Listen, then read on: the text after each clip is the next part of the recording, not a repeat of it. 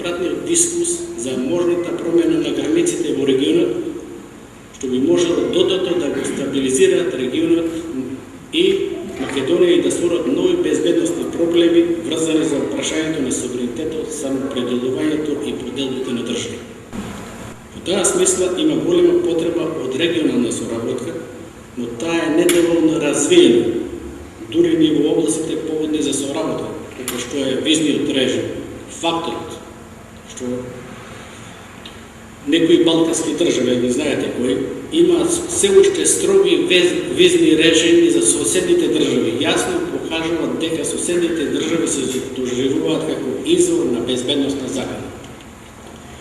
Не помала закана за безбедност е корупцијата и организираниот криминал.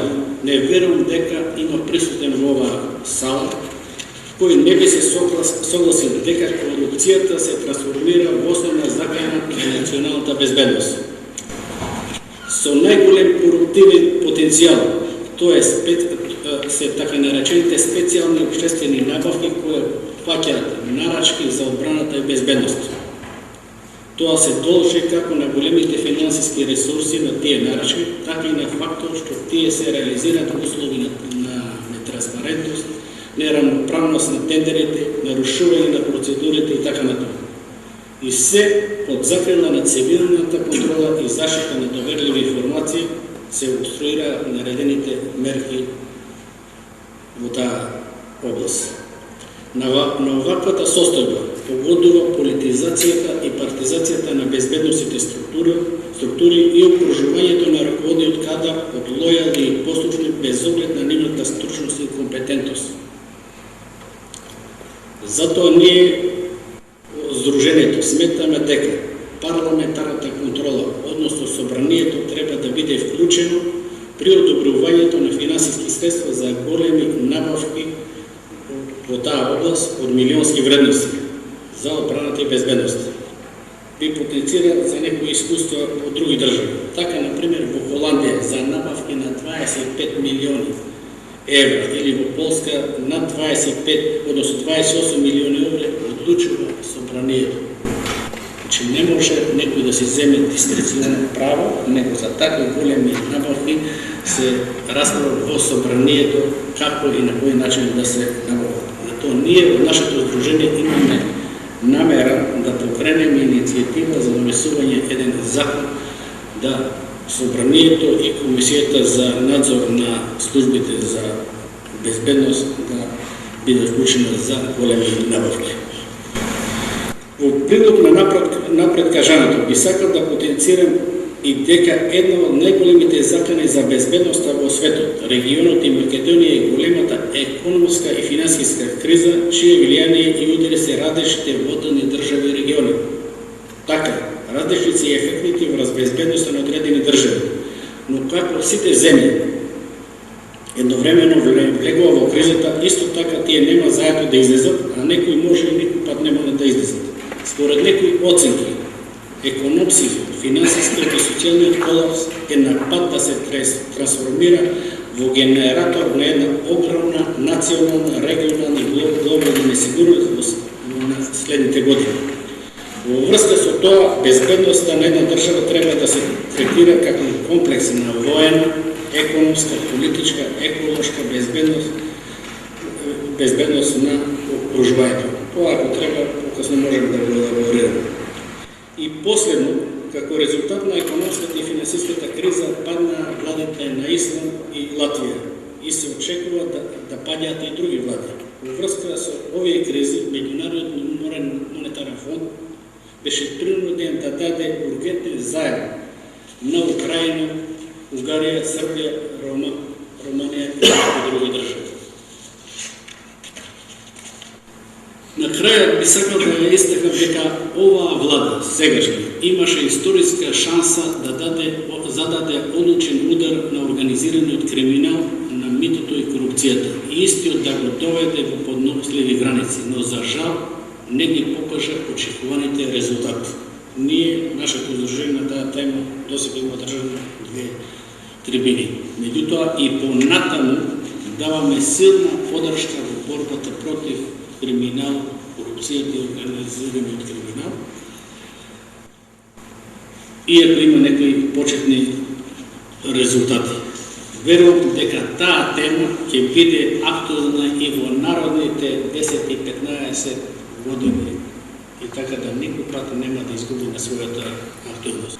Јас ќе отворувам директно за безбедност и одбраната на нашата држава, Република Македонија. Сите безбедности па и одбрани на држави во светот се регулираат со устав, со закони, со стратегии, со економијата, со безбедностни проценти, но кај нас уште мораме да дадеме и со директиви на НАТО. За жал, многу работи кај нас се регулирани со нивни амалите. Вие сите знаете дека секоја држава си ја гради својата безбедност и одбрана врз база на своји проценки, врз база на своји потреби и врз база на своите можности. Тие три елементи мора да се исполнат. Прво, кај нас немаме проценка, затоа што површно се земени во обзир сите ризици кои се закануваат на оваа држава и сите проблеми. Во Уставот на Република Македонија многу работи од безбедност и одбраната не се детално регулирани и затоа после 2001 година настана хаотична состојба за бранителите на оваа држава. Замислите, Уставот на Република Македонија не ја третира кризата како проблем. А ние кај нас формираме, нели, едно кризно тело кој би требало да раководи со кризи. Да го мамнеме тоа прашање, има и други работи кои се уште екзистираат во Уставот. Пример. Во Уставот на Република Македонија се третира само војна состојба, ако се сеќавате, тоа е еден член, и плюс военна состојба како друг член.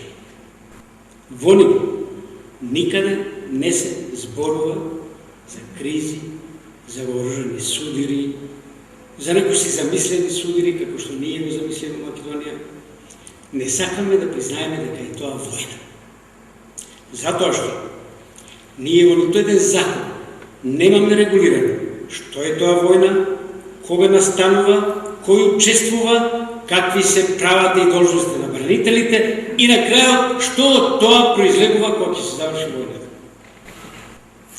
Кај нас се е тоа ставено во еден глобал во кого сега ќе прифатиме и оние кои се борат против нашата држава, морате да го стават.